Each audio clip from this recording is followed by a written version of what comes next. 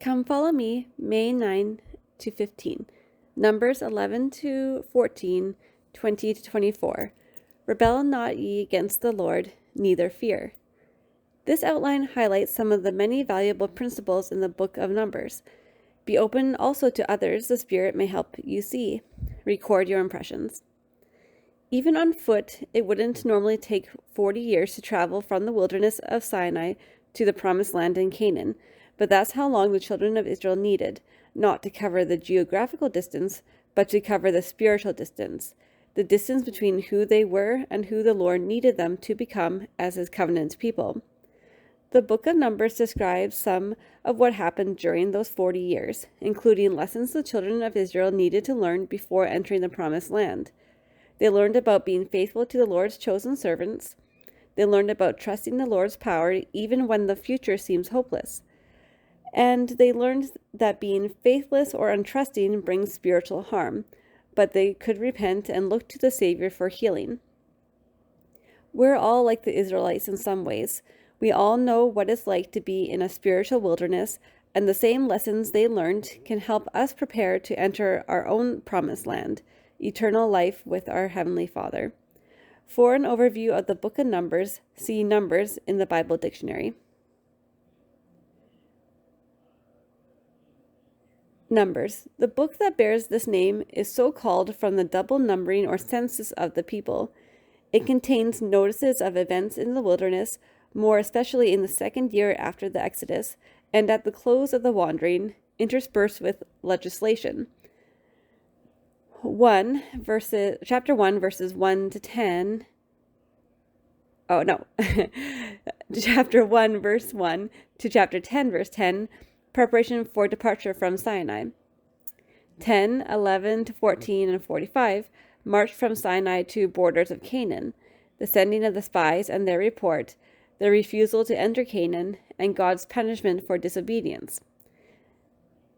Chapter 15, 1 to chapter 19, 22, various laws and historical notices. 20, verse 1 to 36, verse 13, the history of the last year in the wilderness from the second arrival of the Israelites in Kadesh till they reached the plains of Moab by Jordan near Jericho. The book is remarkable for the number of fragments of ancient poetry preserved in it. Old Testament Student Manual, Introduction. The title of the book of Numbers in the King James Version comes from the Latin Vulgate Numeri, which is descriptive of the census given in the first 3 chapters of the book, rather than of its content in general. Therefore, Numbers is strictly the Christian name for this section of the Torah, or first 5 books of Moses. The Hebrews most often chose from among the first words of the text for a title for each of the books in the Bible. Thus, the Jews have called this book either Vaydaber, and he spoke, which is the first Hebrew word of the book, or more commonly, Bamidbar, in the wilderness, which is the 5th word in the first verse. This part of the work of Moses records the movement of the children of Israel from Mount Sinai to Mount Pisgah, which was on the east side of the Jordan River and overlooked the promised land. The book includes an account of the numbering of Israel, the Levitical preparations for moving the tabernacle, why Israel was cursed with 40 years of wandering, the second numbering of Israel after those above 20 years of age at the time of the Exodus had died, the choosing of Joshua to lead Israel, and a description of some land inheritances by the various tribes. The book does not have many doctrinal discourses, but it gives the necessary understanding to key historical events in the story of the family of Jacob. Some of the doctrinal implications of these historical events are of great worth.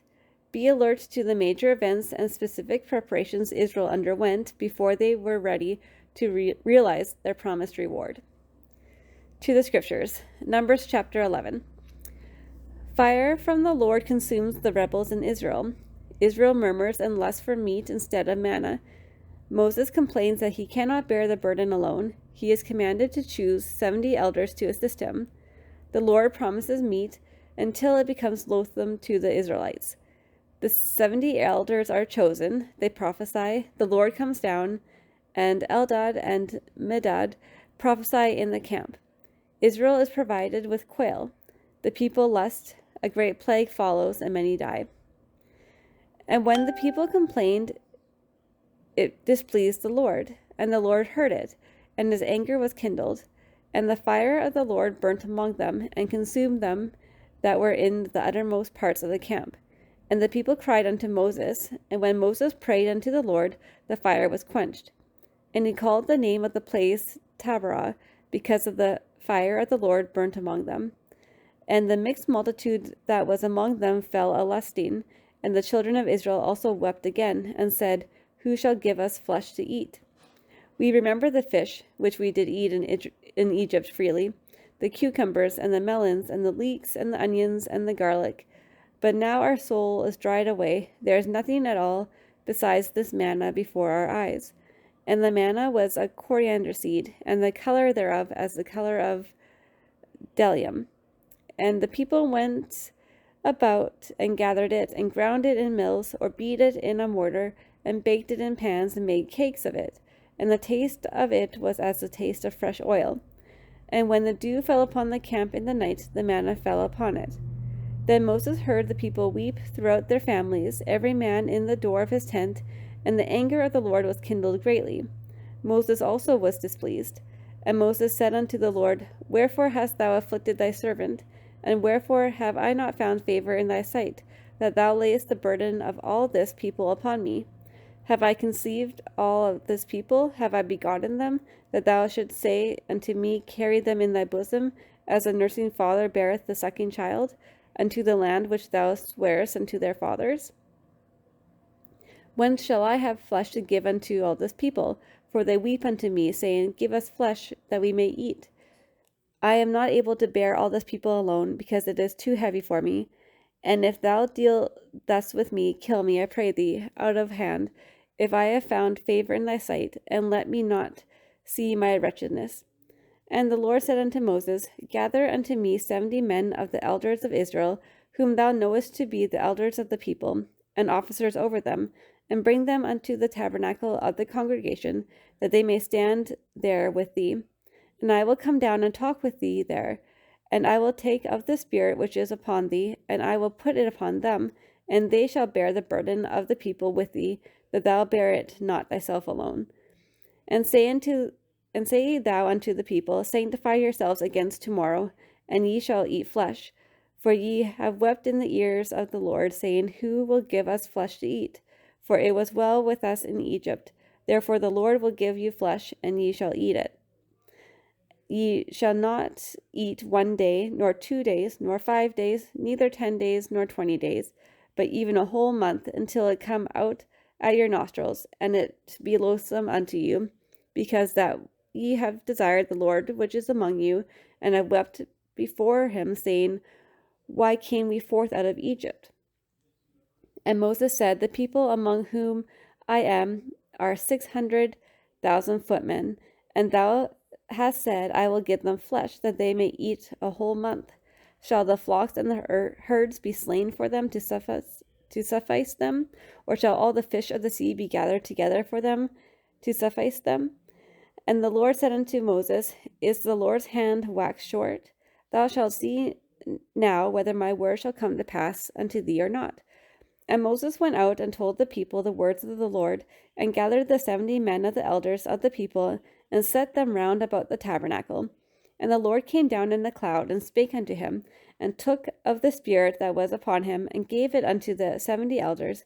And it came to pass that, when the Spirit rested upon them, they prophesied, and did not cease. But there remained 2 of the men in the camp. The name of one was Eldad, and the name of the other Medad. And the Spirit rested upon them, and they were of them that were written, but went not out unto the tabernacle, and they prophesied in the camp. And there ran a young man, and told Moses, and said, Eldad and Medad do prophesy in the camp. And Joshua the son of Nun, the servant of Moses, one of his young men, answered and said, My lord Moses, forbid them. And Moses said unto him, Enviest thou for my sake? Would God that all the Lord's people were prophets? and that the Lord would put his Spirit upon them. Old Testament Student Manual, Numbers 11, 16 to 17, 24 to 29. What special gift were the 70 given? In answer to Moses' request for help, 70 men were chosen and endowed with the Spirit that was upon him, i.e., upon Moses. It means they were endowed with some of the same authority and spiritual gifts, so that they were able to also prophesy. When some people objected that 2 of the men were prophesying, who did not come out for the ceremony of installation, Moses said wishfully, "Would God that all the Lord's people were prophets, and that the Lord would put his Spirit upon them." He refused to forbid them to prophesy. Note that we live in a dispensation when all members of the congregation of the Lord may have the gift of prophecy, and other gifts by virtue of the fact that all who are baptized are given the gift of the Holy Ghost. Probably some of us do not exercise it, however. On such spiritual gifts is in Paul's time, see 1 Corinthians 12, 4-10. In this material is another evidence of Moses' greatness. Some leaders would be threatened if subordinates evidence gift and abilities similar to their own, because then their own status and position would be jeopardized. Not so with Moses. In answer to Joshua's complaint, Moses asked, "Enviest thou for my sake?" Not only was he not threatened by this remarkable sharing of his spiritual power, but he expressed the desire to have every single Israelite share the same power with him. Back to the scriptures. And Moses gat him into the camp, he and the elders of Israel. And there went forth a wind from the Lord, and brought quails from the sea, and let them fall by the camp, as it were a day's journey on this side, and as it were a day's journey on the other side, round about the camp, and as it were 2 cubits high upon the face of the earth. And the people stood up all that day, and all that night, and all the next day, and they gathered the quails. He that gathered least gathered 10 homers, and they spread them all abroad for themselves round about the camp. And while the flesh was yet between their teeth, ere it was chewed, the wrath of the Lord was kindled against the people, and the Lord smote the people with a very great plague. And he called the name of that place Kibroth Hattaavah, because there they buried the people that lusted.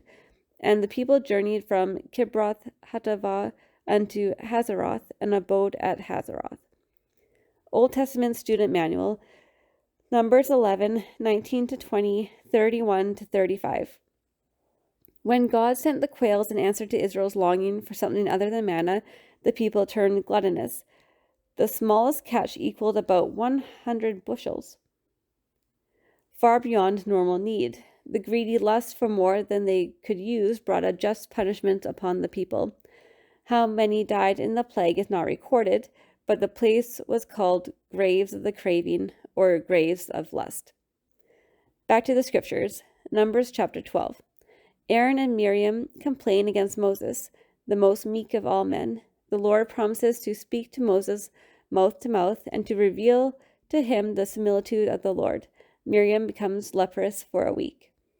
And Miriam and Aaron spake against Moses because of the Ethiopian woman who he had married, for he had married an Ethiopian woman. And they said, Hath the Lord indeed spoken only by Moses? Hath he not spoken also by us? And the Lord heard it. Now the man Moses was very meek, above all the men which were upon the face of the earth. And the Lord spake suddenly unto Moses, and unto Aaron, and unto Miriam, Come out, ye three, unto the tabernacle of the congregation. And they three came out. And the Lord came down in the pillar of the cloud, and stood in the door of the tabernacle, and called Aaron and Miriam, and they both came forth. And he said, Hear now my words. If there be a prophet among you, I, the Lord, will make myself known unto him in a vision, and will speak unto him in a dream. My servant Moses is not so, who is faithful in all mine house. With him will I speak mouth to mouth, even apparently, and not in dark speeches. And the similitude of the Lord shall he behold. Wherefore then were ye not afraid to speak against my servant Moses? And the anger of the Lord was kindled against them, and he departed. And the cloud departed from off the tabernacle, and behold, Miriam became leprous, white as snow. And Aaron looked upon Miriam, and behold, she was leprous. And Aaron said unto Moses, Alas, my Lord, I beseech thee, lay not the sin upon us, wherein we have done foolishly, and wherein we have sinned. Old Testament Student Manual, Numbers 12, 1-11. Why did Miriam and Aaron oppose Moses? According to Josephus, when Moses was a general of the Egyptian army in the attack against the Ethiopians, he married an Ethiopian woman as a political alliance to end the war. The ostensible reason for Miriam's and Aaron's complaining was that the Ethiopians were non-Israelite descendants of Cush. The real reason for the complaint, however, seems to have been jealousy motivated by Moses' position as spiritual leader and prophet of Israel. This elevation of Moses excited envy on the part of his brother and sister, whom God had also richly endowed and placed so high that Miriam was distinguished as a prophetess above all the women of Israel, whilst Aaron had been raised by his investiture with the high priesthood into the spiritual head of the whole nation. But the pride of the natural heart was not satisfied with this. They would dispute with their brother Moses the preeminence of his special calling and his exclusive position, which they might possibly regard themselves as entitled to contest with him, not only as his brother and sister, but also as the nearest supporters of his vocation. Miriam was the instigator of the open rebellion, as we may see both from the fact that her name stands before that of Aaron, and also from the use of the feminine verb. Today, some members of the church fall into a similar trap. Because the Lord blesses them with the gifts of the Spirit, they think that they have equal or superior status to the presiding priesthood authority. Soon they are led into apostasy if they do not humble themselves and submit to the Lord's servants called to preside. Even as Moses' wish had been granted and every soul in Israel had received the gift of prophecy, Moses would still have been the one chosen by the Lord to preside. One question that arises is, why was only Miriam and not Aaron punished with leprosy when both had participated in the opposition?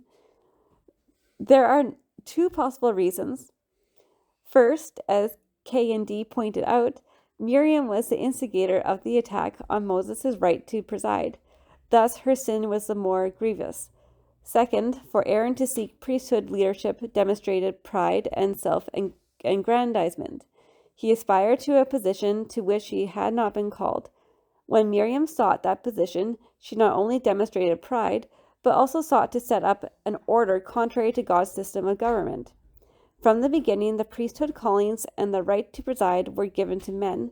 Miriam's attempt to achieve equality with Moses was a serious breach of that divinely instituted system of order.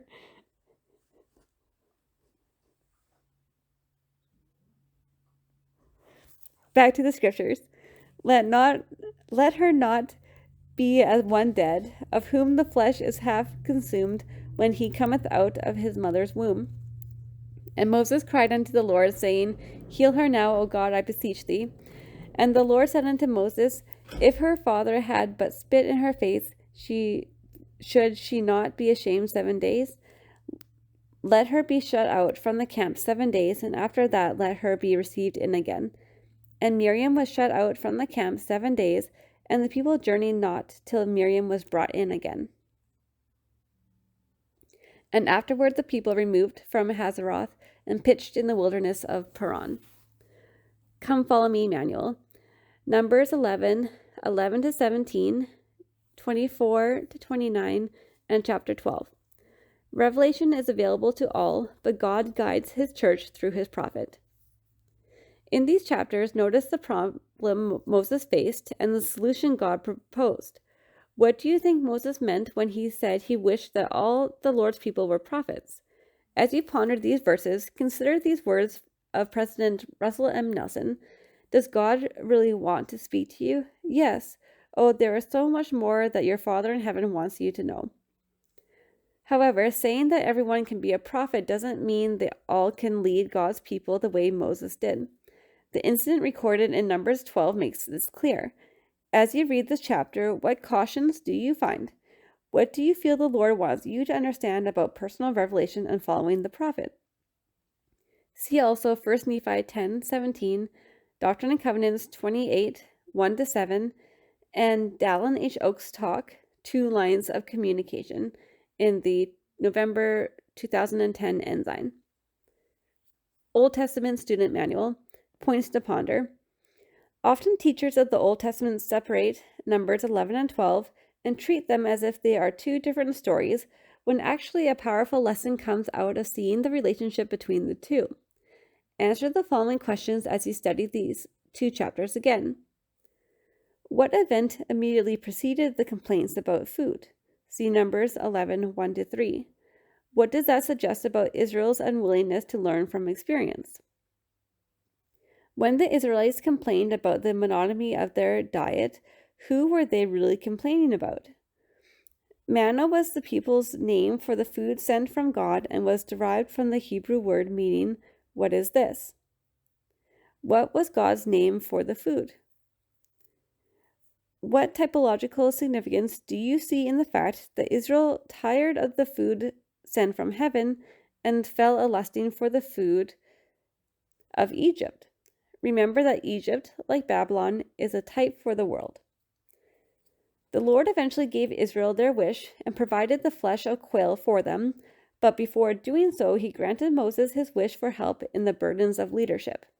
Instead of just calling additional help, how did the Lord choose to share the burden of Moses? The 70 elders of Israel were granted one of the gifts of the Spirit, the gift of prophecy. Of what do you suppose did they prophesy? Carefully read John 6, 33-34, 47-51 again. Do you now see any significance in the fact that the Lord sent the gift of prophecy among the Israelites who were complaining that they were tired of manna? Note the language related to eating in such scriptures as 2 Nephi 9:51 and 2 Nephi 32:3, Jacob 3:2, Isaiah 40:11, John 21:15-17, and Doctrine and Covenants 20:77. Who was more truly fed that day, the Israelites who collected the quail, or the 70 who feasted on the fruits of the Spirit? How did these events add poignant meaning to Moses' cry, "Would God that all the Lord's people were prophets, and that the Lord would put his Spirit upon them"? What is the eventual end of those who seek to feast only upon the flesh of the world? Now think of the rebellion of Miriam and Aaron in the context of what had just happened. Almost certainly Aaron would have been one of the 70 leaders of the people chosen to receive the gift of prophecy. Miriam also had the gift of prophecy, not given on this occasion, but previously, for she was called a prophetess.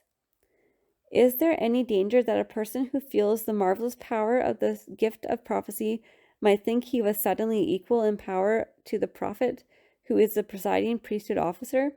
Why? Suppose that Moses' wish that all Israel were prophets had been realized.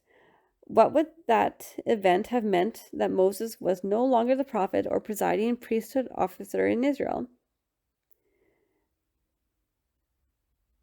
Would that event have meant that Moses was no longer the prophet or presiding priesthood officer in Israel?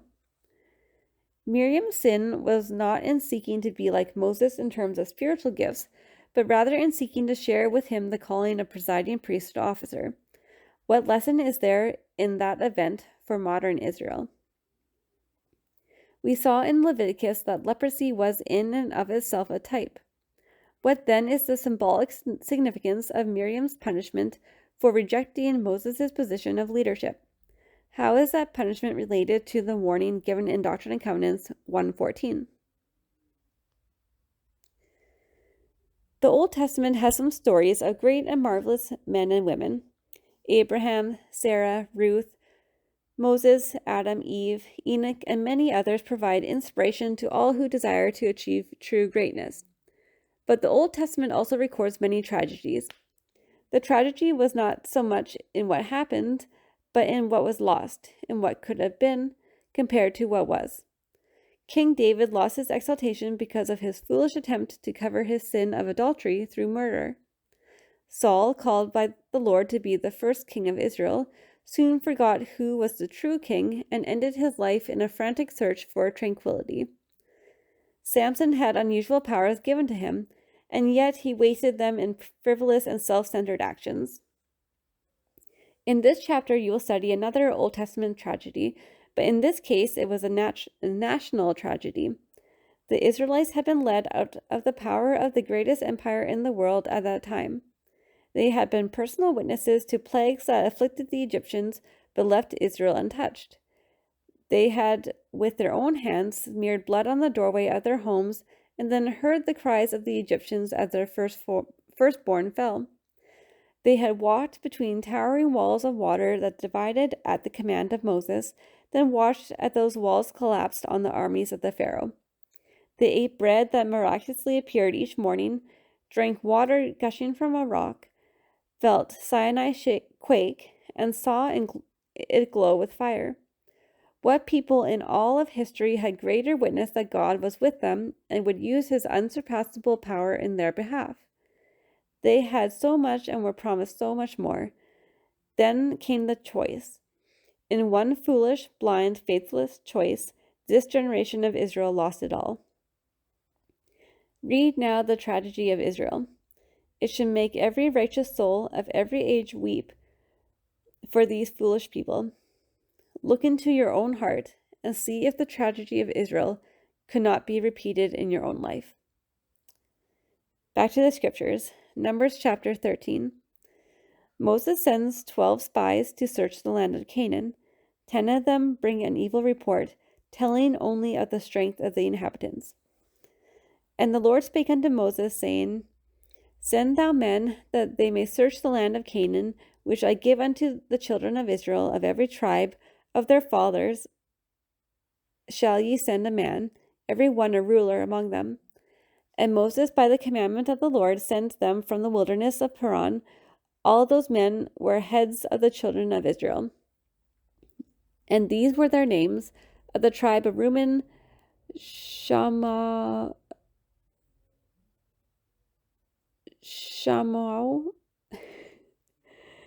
the son of Zachar; of the tribe of Simeon, Shaphat, the son of Hori; of the tribe of Judah, Caleb, the son of Jephunneh; of the tribe of Issachar, Eagle, the son of Joseph; of the tribe of Ephraim, Oshea, the son of Nun; of the tribe of Benjamin, Paltai, the son of Raphu; of the tribe of Zebulun, Gadiel, the son of Sodai; of the tribe of Joseph, namely, of the tribe of Manasseh, Gadi, the son of Susi; of the tribe of Dan, Amiel, the son of Gemali; of the tribe of Asher, Sether, the son of Michael; of the tribe of Naphtali, Nabai, the son of Vophi, the son of Gad; of the tribe of Gad, Jeiel, the son of Machi. These are the names of the men which Moses sent to spy out the land. And Moses called Oshea, the son of Nun, Jehoshua. And Moses sent them to spy out the land of Canaan, and said unto them, Get you up this way southward, and go up into the mountain, and see the land what it is, and the people that dwelleth therein, whether they be strong or weak, few or many, and what the land is that they dwell in, whether it be good or bad, and what cities they be that they dwell in, whether in tents or in strongholds, and what the land is, whether it be fat or lean, whether there be wood therein or not. And be ye of good courage, and bring of the fruit of the land. Now the time was the time of the first striped grapes. So they went up and searched the land from the wilderness of Zin unto Rehob, as men come to Hamath. And they ascended by the south and came unto Hebron, where Ahiman, Shesharai, and Talmai, the children of Anak were. Now Hebron was built 7 years before Zoan in Egypt. And they came unto the brook of Eshcol, and cut down from thence a branch with one cluster of grapes, and they bare it between two upon a staff, and they brought of the pomegranates and of the figs. The place was called the brook Eshcol, because of the cluster of grapes which the children of Israel cut down from thence. And they returned from searching of the land after 40 days. And they went and came to Moses and to Aaron and to all the congregation of the children of Israel unto the wilderness of Paran to Kadesh, and brought back word unto them and unto all the congregation, and showed them the fruit of the land. And they told him and said, We came unto the land whither thou sentest us, and surely it floweth with milk and honey, and this is the fruit of it.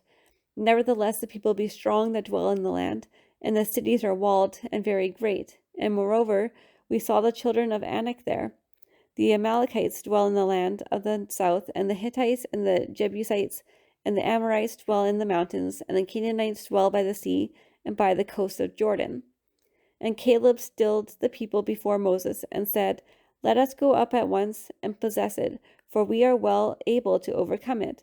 But the men that went up with him said, We are not able to go up against the people, for they are stronger than we.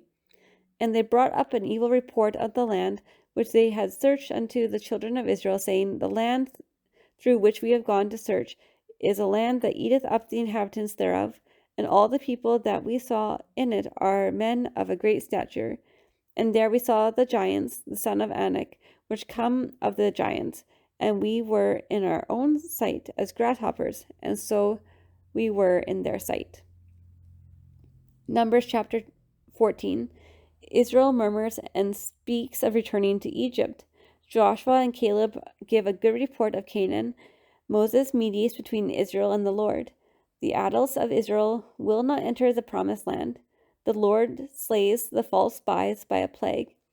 Some rebels try to go alone and are slain by the Amalekites and Canaanites.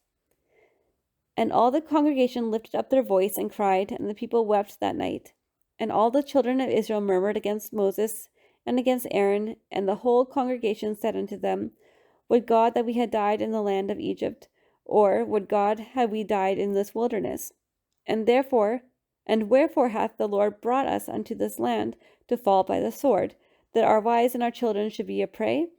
Were it not better for us to return into Egypt? And they said one to another, Let us make a captain, and let us return into Egypt. Then Moses and Aaron fell on their faces before all the assembly of the congregation of the children of Israel. And Joshua the son of Nun, and Caleb the son of Jephunneh, which were of them that searched the land, rent their clothes. And they spake unto all the company of the children of Israel, saying, The land which we passed through to search it is an exceeding good land. If the Lord delight in us, then he will bring us into this land, and give it us, a land which floweth with milk and honey. Only rebel not ye against the Lord, neither fear ye the people of the land, for they are bread for us. Their defense is departed from them, and the Lord is with us. Fear them not. But all the congregation bade stone them with stones. And the glory of the Lord appeared in the tabernacle of the congregation before all the children of Israel. And the Lord said unto Moses, How long will this people provoke me? And how long will it be ere they believe me for all the signs which I have showed among them? I will smite them with the pestilence, and disinherit them, and will make of thee a greater nation and mightier than they. And Moses said unto the Lord, Then the Egyptians shall hear it, for thou broughtest up this people in thy might from among them. And they will tell it to the inhabitants of this land, for they have heard that thou, Lord, art among this people, that thou, Lord, art seen face to face, and that thy cloud standeth over them, and that thou goest before them by day time in a pillar of cloud, and in a pillar of fire by night. Now if thou shalt kill all this people as one man, then the nations which have heard the fame of thee will speak, saying, Because the Lord was not able to bring this people into the land which he sware unto them, therefore he has slain them in the wilderness.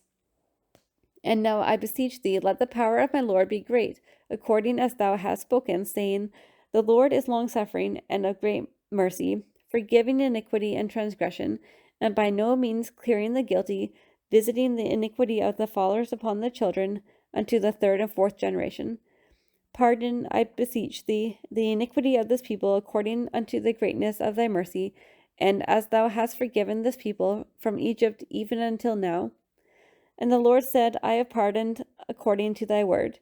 But as truly as I live, all the earth shall be filled with the glory of the Lord, because all those men which have seen my glory and my miracles, which I did in Egypt and in the wilderness, and have tempted me now these 10 times, and have not hearkened to my voice, surely they shall not see the land which I swear unto their fathers, neither shall any of them that provoked me see it.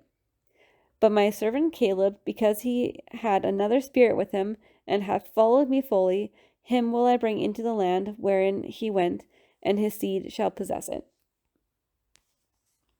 Now the Amalekites and the Canaanites dwelt in the valley. Tomorrow turn you, and get you into the wilderness by the way of the Red Sea. And the Lord spake unto Moses and unto Aaron, saying, How long shall I bear with this evil congregation, which murmur against me? I have heard the murmurings of the children of Israel, which they murmur against me. Say unto them, As truly as I live, saith the Lord, as ye have spoken in mine ears, so will I do to you. Your carcasses shall fall in the wilderness, and all that were numbered of you, according to your whole number, from 20 years old and upward, which have murmured against me. Doubtless ye shall not come into the land, concerning which I swear to make you dwell therein, save Caleb the son of Jephunneh, and Joshua the son of Nun. But your little ones, which ye said should be prey, them will I bring in, and they shall know the land which ye have despised. But as for you, your carcasses, they shall fall in the wilderness, and your children shall wander in the wilderness 40 years, and bear your whoredoms until your carcasses be wasted in the wilderness. After the number of the days in which ye search the land, even 40 days, each day for a year, shall ye bear your iniquities, even 40 years, and ye shall know my breach of promise. I, the Lord, have said, I will surely do it unto all this evil congregation that are gathered together against me.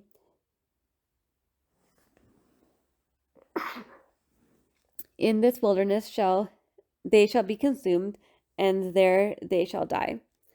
And the men which Moses sent to search the land, who returned and made all the congregation to murmur against him, by bringing up a slander upon the land, even those men that did bring up the evil report unto the land, died by the plague before the Lord. But Joshua the son of Nun, and Caleb the son of Jephunneh, which were of the men that went to search the land, live still. And Moses told these sayings unto all the children of Israel, and the people mourned greatly. And they rose up early in the morning, and gat them up into the top of the mountain, saying, Lo, we be here, and will go up unto the place which the Lord hath promised, for we have sinned. And Moses said, Wherefore now do ye transgress the commandment of the Lord? But it shall not prosper. Go not up, for the Lord is not among you, that ye be not smitten before your enemies. For the Amalekites and the Canaanites are there before you, and ye shall fall by the sword, because you are turned away from the Lord. Therefore the Lord will not be with you. But they presumed to go up unto the hilltop. Nevertheless, the ark of the covenant of the Lord and Moses departed not out of the camp. Then the Amalekites came down, and the Canaanites which dwelt in that hill, and smote them, and discomfited them even unto Hormah. Come follow me, Manual. Numbers 13 and 14. With faith in the Lord, I can have hope for the future. As you read Numbers 13 and 14, try to put yourself in the place of the Israelites. Why do you think they wanted to return to Egypt? Are you ever like those who were pessimistic about entering the promised land? How would you describe the other spirit Caleb had? What impresses you about the faith of Caleb and Joshua, and how might you apply their example to situations you face? See also Teachings of the Presidents of the Church, Gordon B. Hinckley, pages 75 to 76. Old Testament Student Manual, Numbers 13 to 14, The Spies and Their Evil Report of the Land. At this point in history, Israel was just a few months out of Egypt, and they had been given the law of God. The Lord indicated that it was then time to go in and possess the promised land. He commanded that a reconnaissance group be sent into Canaan to reconnoiter the land. The evidence of the richness of the land was irrefutable, and the spies even brought back a cluster of grapes carried on a staff between two men to demonstrate the beauty and richness of the produce. Yet the spies, except for Joshua and Caleb, reported that despite the richness of the land, there was no hope for driving out the inhabitants. The exaggerated tone of their negative report shows in the use of such words as very great, the land eateth up the inhabitants thereof, all the people are men of great stature, we saw the giants, we were as grasshoppers, etc. Such an exaggerated report of itself was bad enough and demonstrated the lack of faith of the 10 men who gave it. But the national tragedy began when Israel hearkened to their report. They openly rejected the numerous evidences of God's power that had been almost daily fair, and began to cry out that it would have been better for them never to have left Egypt. Nor did the murmuring stop there. A movement was started to reject Moses and choose a leader that would take them back to Egypt. See Numbers 14:4, which suggests that they actually chose the leaders who would take them back. When Joshua and Caleb tried to counteract the effect of the negative report, the congregation sought to have them stoned. Little wonder that the anger of the Lord was kindled. In a great intercessory prayer, Moses pleaded for mercy for his people. He did not excuse the behavior of this people, but only emphasized the long-suffering mercy of the Lord. Israel was spared destruction, but lost the privilege of immediately entering the promised land. For the next 38 years, they were to wander in the harsh wilderness of Sinai. During that time, they could have conquered the inhabitants of the land of promise, built cities, eaten the fruit of the land flowing with milk and honey, and raised their children in comfort and peace. But they would not, and so all above the age of 20 who had repudiated the power of the Lord, except Joshua and Caleb, were to die in the wilderness. Numbers 14:40 to 45. Can Israel prevail without the Lord? When Moses told the Israelites all the words of the Lord, he records that they mourned greatly, and yet their mourning was not that of true repentance, as the events which immediately follow show.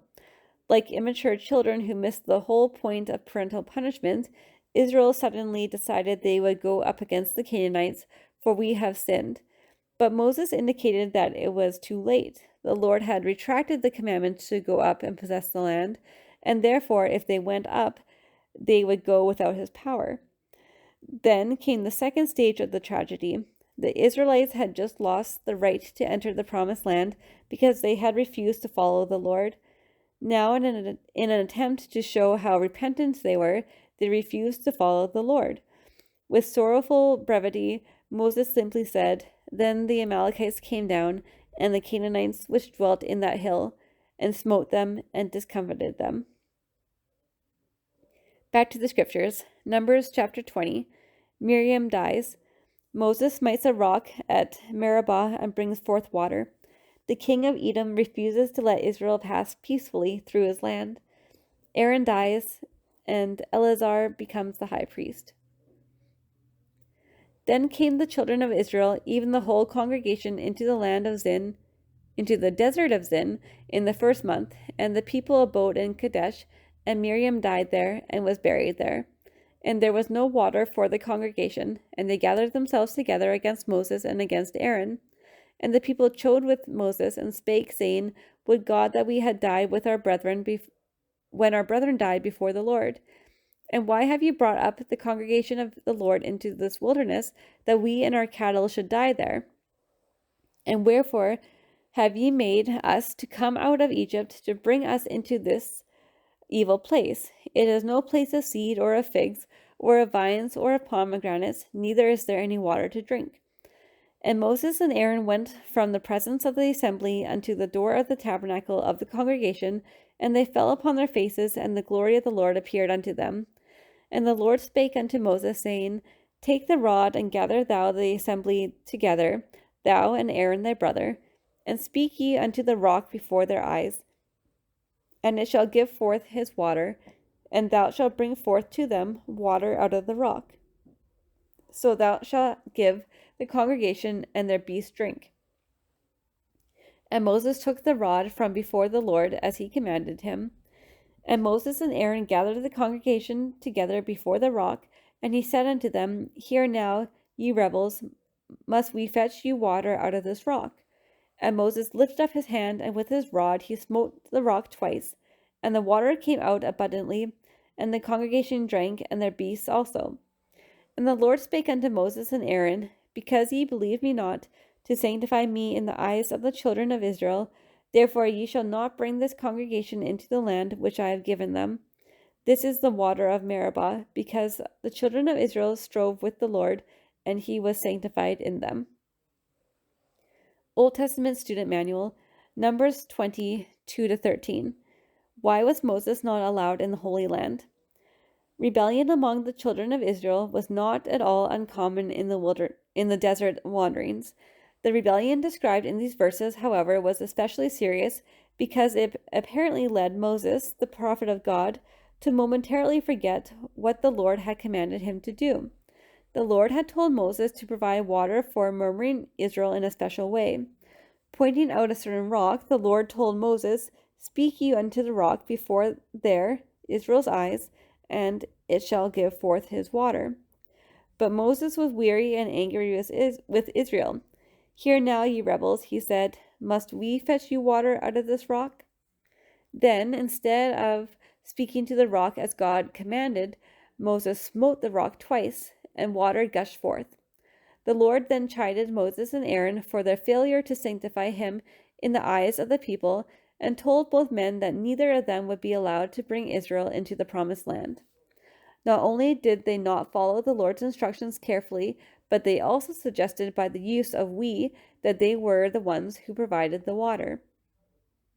This incident, taken together with other scripture, creates a number of questions. Did Moses really sin against the Lord? Was that the reason Moses was not permitted to enter the promised land? Did Moses really assume glory to himself, or was he simply angry with the lack of faith exhibited by the children of Israel? Was this one error enough to cancel out years of great faith, obedience, and devotion? At least two other Old Testament passages indicate that Moses did sin in striking the rock at Meribah. Other passages, however, help to clarify the matter. Deuteronomy 3:26 and 4:21 indicate that the Lord told Moses that the reason he could not enter the promised land was that the Lord was angry with him for your sakes. This statement could imply that there were reasons other than the error of Moses for the prohibition. Two other facts strengthen this position.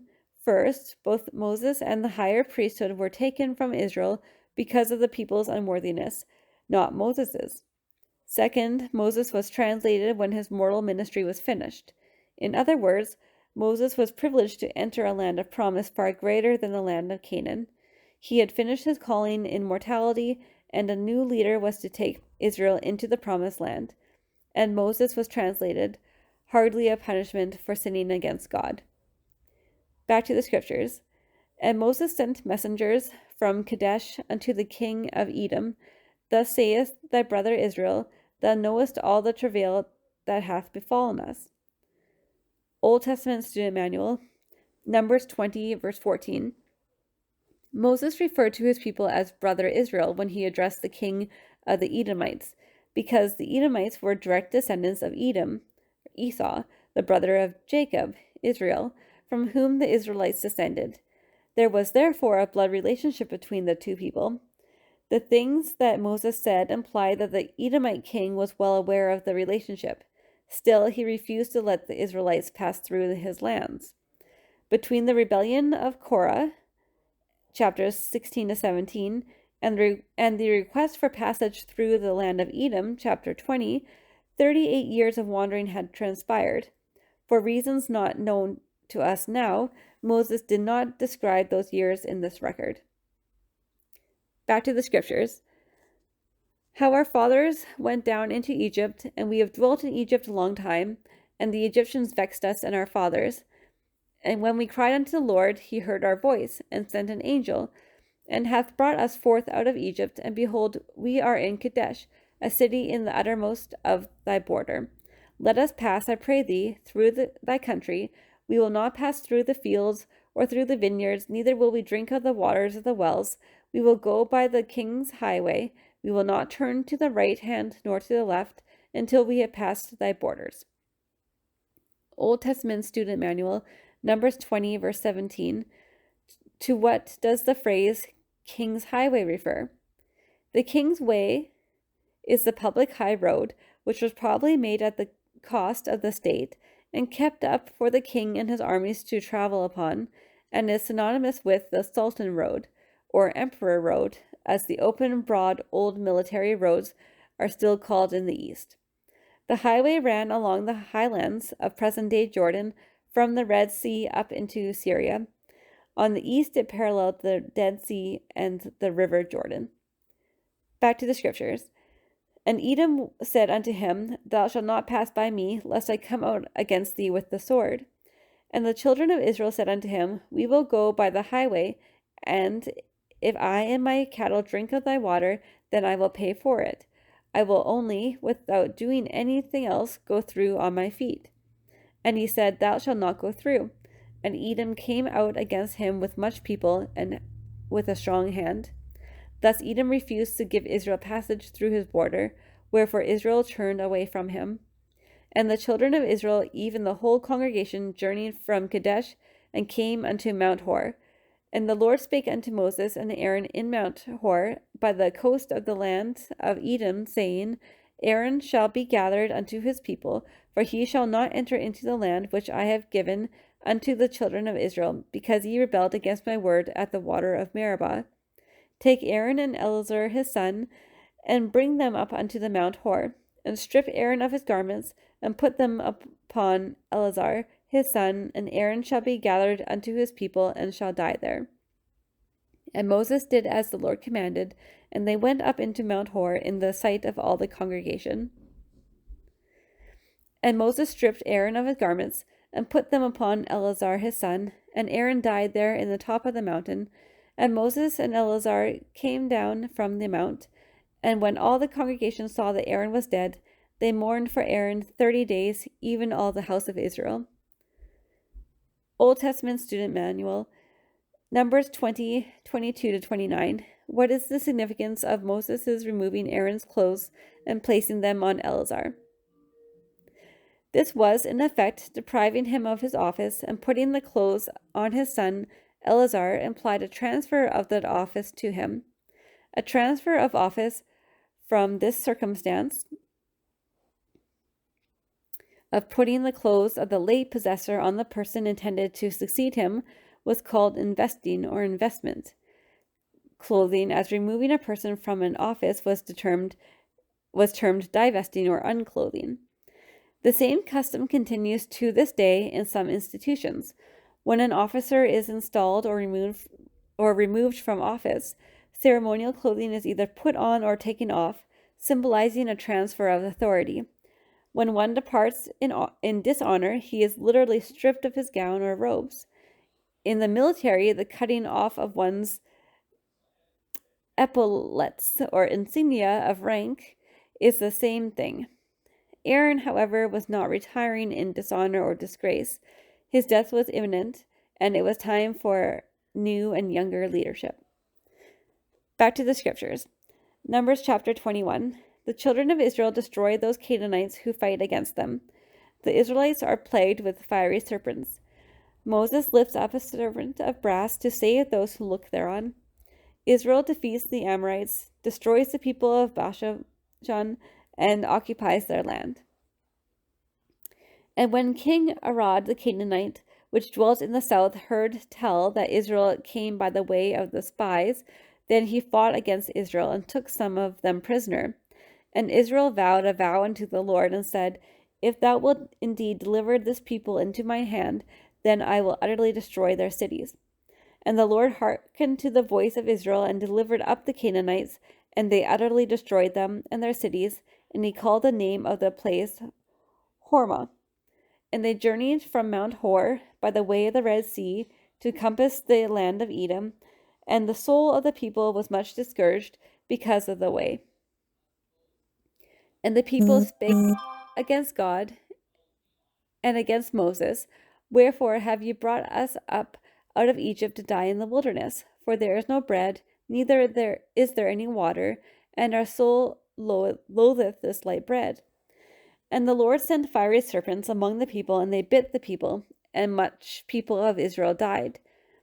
Therefore the people came to Moses and said, We have sinned, for we have spoken against the Lord and against thee. Pray unto the Lord that he take away the serpents from us. And Moses prayed for the people. And the Lord said unto Moses, Make thee a fiery serpent, and set it upon a pole, and it shall come to pass that every one that is bitten, when he looketh upon it, shall live. And Moses made a serpent of brass, and put it upon a pole, and it came to pass that if a serpent had bitten any man, when he beheld the serpent of brass, he lived. Come follow me, Emmanuel. Numbers 21, 4-9. If I look to Jesus Christ in faith, he can heal me spiritually. Book of Mormon prophets knew the story recorded in Numbers 21, 4-9, and understood its spiritual significance. What do 1 Nephi 17, 40-41, Alma 33, 18-22, and Helaman 8, 13-15 add to your understanding of the story? As you study these passages, think about the spiritual healing you hope for. The Israelites had to behold the serpent of brass to be healed. What do you feel inspired to do to more fully look upon the Son of God with faith? See also John 3, 14-15, Doctrine and Covenants 6:36, and Dale G. Renlund's talk, Abound with Blessings, found in the May 2019 Ensign or Liahona. Old Testament Student Manual, Numbers 21, 4-9, The Brazen Serpent in the Wilderness. For the typological significance of this event, read John 3, 14-15, 2 Nephi 25-20, Alma 33, 19-20, or readings 18-26 from this manual. Back to the scriptures. And the children of Israel set forward and pitched in Oboth. And they journeyed from Oboth and pitched at Il-Abarim in the wilderness, which is before Moab, toward the sunrising. From thence they removed and pitched in the valley of Zered. From thence they removed and pitched on the other side of Arnon, which is in the wilderness that cometh out of the coasts of the Amorites. For Arnon is the border of Moab between Moab and the Amorites. Wherefore it is said in the book of the wars of the Lord, what he did in the Red Sea and in the brooks of Arnon. And at the stream of the brooks that goeth down to the dwelling of Ar, and lieth upon the border of Moab. And from thence they went to Beer, that is the well whereof the Lord spake unto Moses, Gather the people together, and I will give them water. Then Israel sang the song, Spring up, O well, sing ye unto it. The princes digged the well, the nobles of the people digged it, by the direction of the lawgiver with their staves. And from the wilderness they went to Mattanah, and from Mattanah to Naalil, and from Naalil to Bamoth, and from Bamoth in the valley, that is the country of Moab, to the top of Pisgah, which looketh toward Jeshimon. And Israel sent messages to Sihon, king of the Amorites, saying, Let me pass through thy land. We will not turn into the fields or into the vineyards. We will not drink of the waters of the well, but we will go along the king's highway until we be past thy borders. And Sihon would not suffer Israel to pass through his border. But Sihon gathered all the people together and went out against Israel into the wilderness, and he came to Jahaz and fought against Israel. And Israel smote him with the edge of the sword and possessed his land, from Arnon unto Jabbok, even unto the children of Ammon, for the border of the children of Ammon was strong. And Israel took all these cities, and Israel dwelt in all the cities of the Amorites, in Heshbon, and in all the villages thereof. For Heshbon was the city of Sihon, the king of the Amorites, who had fought against the former king of Moab, and taken all his land out of his hand, even unto Arnon. Wherefore they that speak in Proverbs say, Come into Heshbon, let the city of Sion be built and prepared. For there is a fire gone out of Heshbon, a flame from the city of Sion. It has consumed Ar of Moab, and the lords of the high places of Arnon. Woe to thee, Moab! Thou art undone, O people of Chemosh. He hath given his sons that escaped, and his daughters into captivity unto Sion, king of the Amorites. We have shot at them. Heshbon is perished, even unto Dibon, and we have laid them waste, even unto Nophah, which reacheth unto Medeba. Thus Israel dwelt in the land out of the Amorites. And Moses sent to spy out Jazer, and they took the villages thereof, and drove out the Amorites that were there. And they turned and went up by the way of Bashan, and Og, the king of Bashan, and went out against them, he and all his people, to the battle of Edrei. And the Lord said unto Moses, Fear him not, for I have delivered him into thy hand, and all his people and his land, and thou shalt do to him as thou didst unto Sihon king of the Amorites, which dwelt at Heshbon. So they smote him and his sons and all his people, until there was none left him alive, and they possessed the land. Numbers chapter...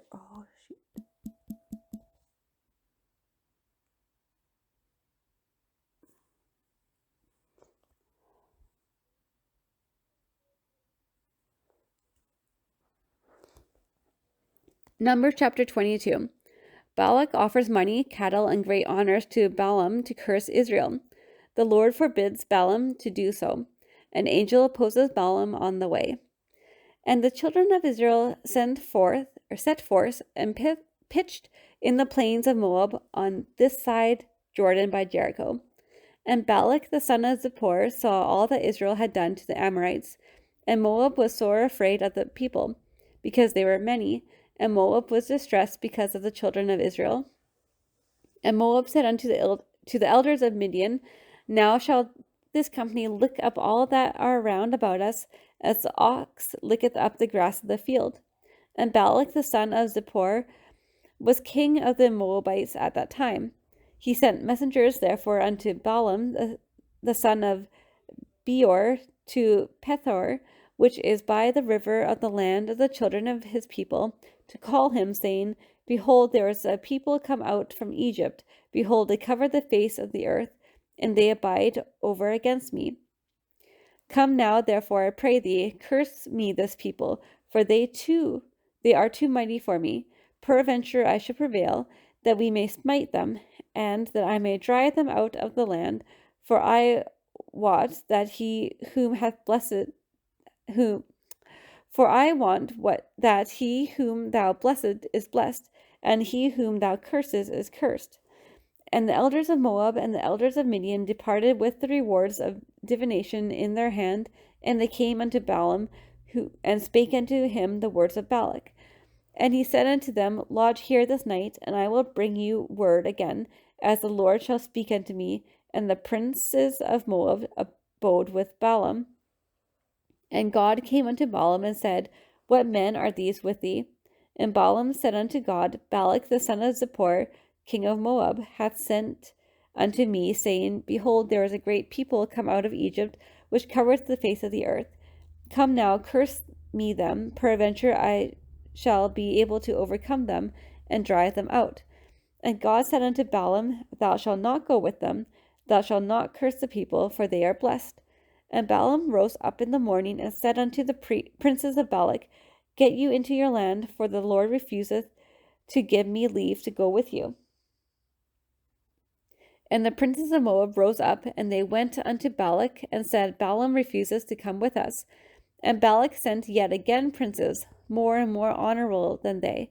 And they came to Balaam, and said unto him, Thus saith Balak the son of Zippor, Let nothing, I pray thee, hinder thee from coming unto me, for I will promote thee unto very great honor, and I will do whatsoever thou sayest unto me. Come therefore, I pray thee, curse me this people.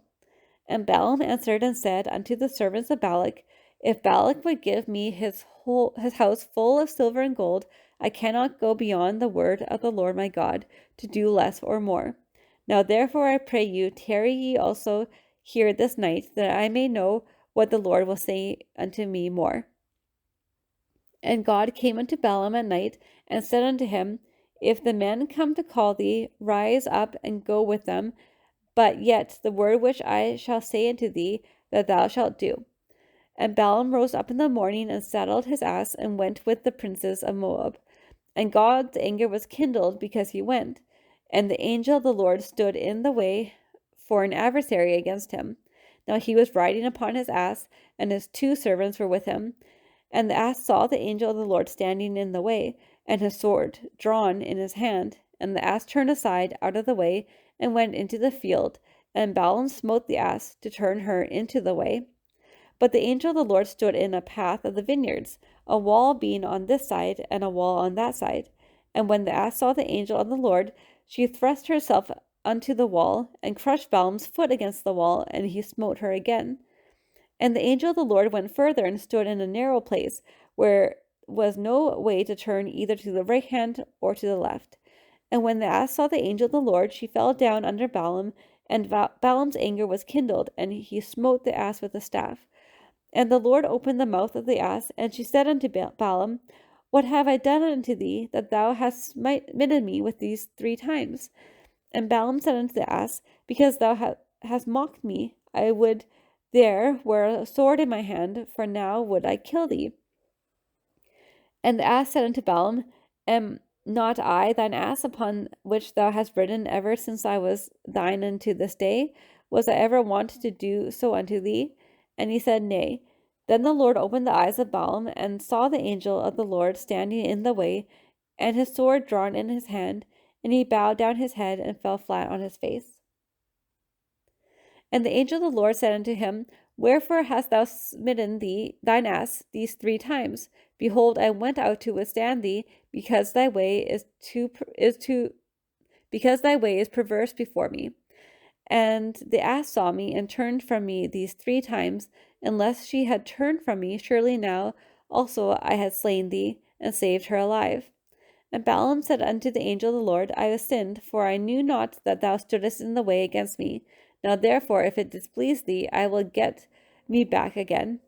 And the angel of the Lord said unto Balaam, Go with the men, but only the word that I shall speak unto thee, that thou shalt speak. So Balaam went with the princes of Balak. And when Balak heard that Balaam was come, he went out to meet him unto a city of Moab, which is in the border of Arnon, which is in the utmost coast. And Balak said unto Balaam, Did I not earnestly send unto thee to call thee? Wherefore camest thou not unto me? Am I not able indeed to promote thee to honor? And Balaam said unto Balak, Lo, I am come unto thee. Have I now any power at all to say anything? The word that God putteth in my mouth, that shall I speak. And Balaam went with Balak, and they came unto Kirjath-Huzoth. And Balak offered oxen and sheep, and sent to Balaam and to the princes that were with him. And it came to pass on the morrow that Balak took Balaam, and brought him up into the high places of Baal, that thence he might see the utmost part of the people. Numbers chapter 23. The Lord commands Balaam to bless Israel. He does so, saying, Who can count the dust of Jacob, and what hath God wrought? And Balaam said unto Balak, Build me here 7 altars, and prepare me here 7 oxen and 7 rams. And Balak did as Balaam had spoken. And Balak and Balaam offered on every altar a bullock and a ram. And Balaam said unto Balak, Stand by thy burnt offering, and I will go. Peradventure the Lord will come to meet me, and whatsoever he showeth me I will tell thee. And he went to a high place. And God met Balaam, and said unto him, I have prepared 7 altars, and I have offered upon every altar a bullock and a ram. And the Lord put a word in Balaam's mouth, and said, Return unto Balak, and thus thou shalt speak. And he returned unto him, and lo, he stood by his burnt sacrifice, he and all the princes of Moab.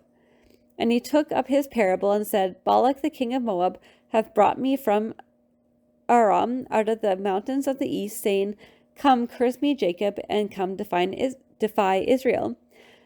How shall I curse whom God hath not cursed? Or how shall I defy whom the Lord hath not defied? For from the top of the rocks I see him, and from the hills I behold him. Lo, the people shall dwell alone, and shall not be reckoned among the nations. Who can count the dust of Jacob, and the number of the fourth part of Israel? Let me die the death of the righteous, and let my last end be like his. And Balak said unto Balaam, What hast thou done unto me? I took thee to curse mine enemies, and behold, thou hast blessed them altogether. And he answered and said, Must I not take heed to speak that which the Lord hath put in my mouth? And Balak said unto him, Come, I pray thee, with me unto another place, from whence thou mayest see them, that thou shalt see but the utmost part of them, and shalt not see them all, and curse me them from thence. And he brought him into the field of Zophim, to the top of Pisgah, and built 7 altars, and offered a bullock and a ram on every altar. And he said unto Balak, Stand here by thy burnt offering, while I meet the Lord yonder. And the Lord met Balaam, and put a word in his mouth, and said, Go again unto Balak, and say thus. And he went, and when he came to him, behold, he stood by his burnt offering, and the princes of Moab with him. And Balak said unto him, What hath the Lord spoken? And he took up his parable, and said, Rise up, Balak, and hear, hearken unto me, thou son of Zippor. God is not a man, that he should lie, neither the Son of Man, that he should repent. Hath he said, and shall he not do it? Or hath he spoken, and shall he not make it good? Behold, I have received commandment to bless, and he hath blessed, and I cannot reverse it. He hath not beheld iniquity in Jacob, neither hath he seen perverseness in Israel. The Lord his God is with him, and the shout of a king is among them. God brought them out of Egypt. He hath, as it were, the strength of a unicorn. Surely there is no enchantment against Jacob, neither is there any divination against Israel. According to this time it shall be said of Jacob and of Israel, What hath God wrought? Behold, the people shall rise up as a great lion, and lift up himself as a young lion. He shall not lie down until he eat of the prey, and drink the blood of the slain. And Balak said unto Balaam, Neither curse them at all, nor bless them at all. But Balaam answered and said unto Balak, Told not I thee, saying all that the Lord speaketh that I must do?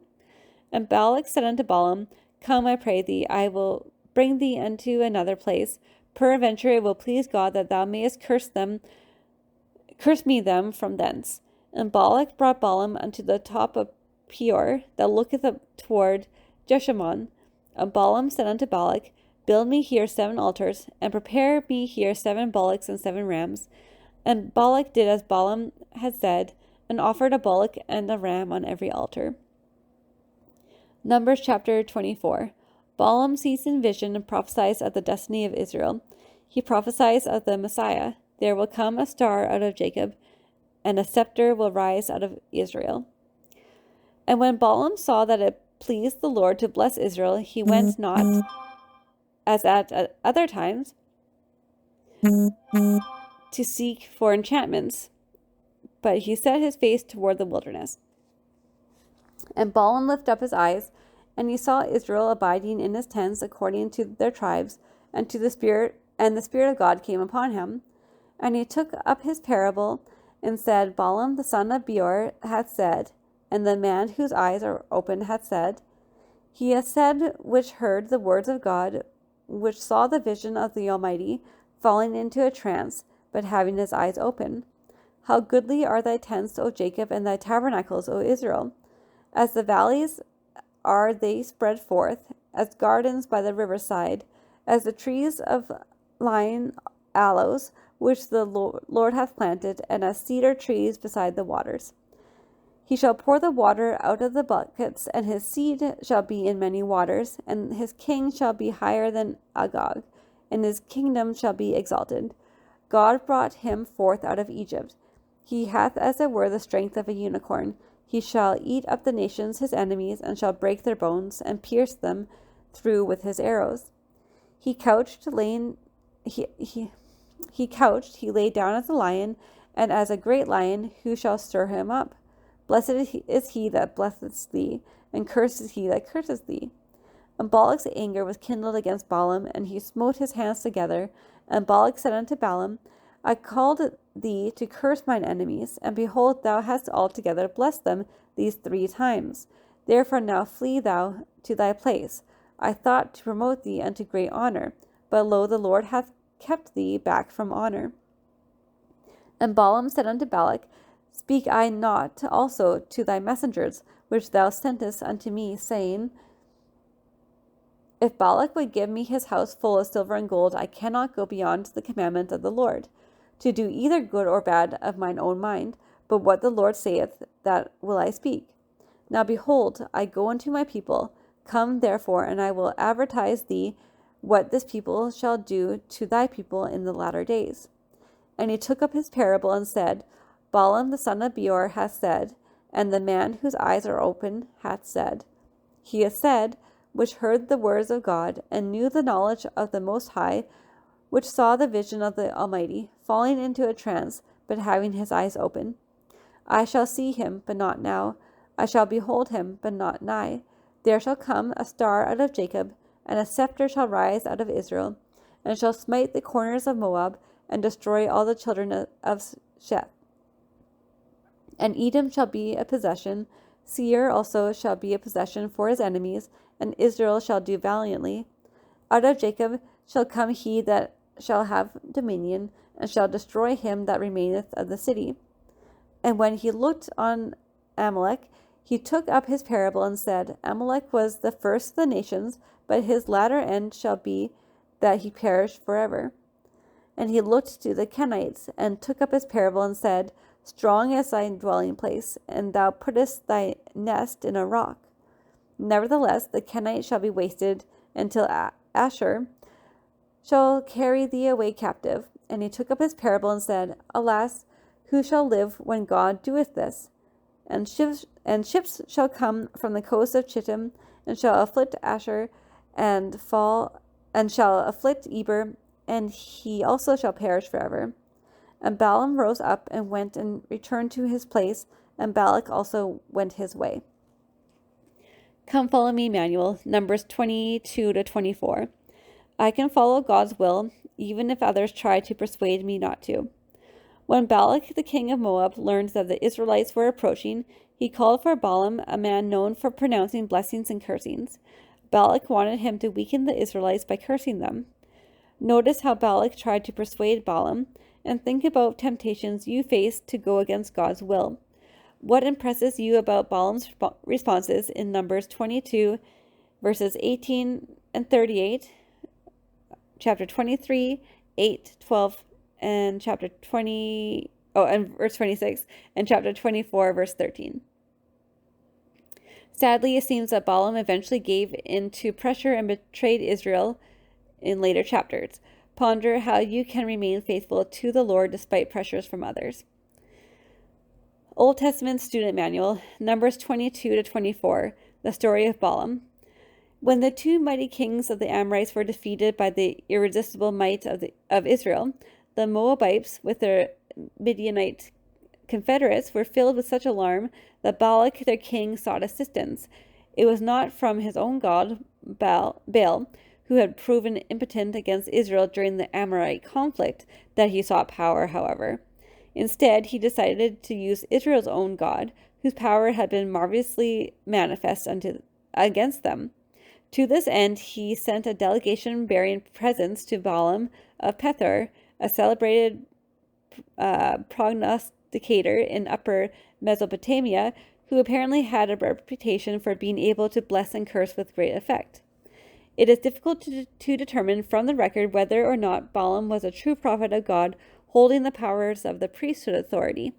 He lived in an area known as Aram, probably named after the son of Kemuel and grandson of Nahor, a cousin of Abraham. Haran, the place of Abraham's first settlement after he left Ur, was a seat for the worship of Jehovah, and was also in Aram.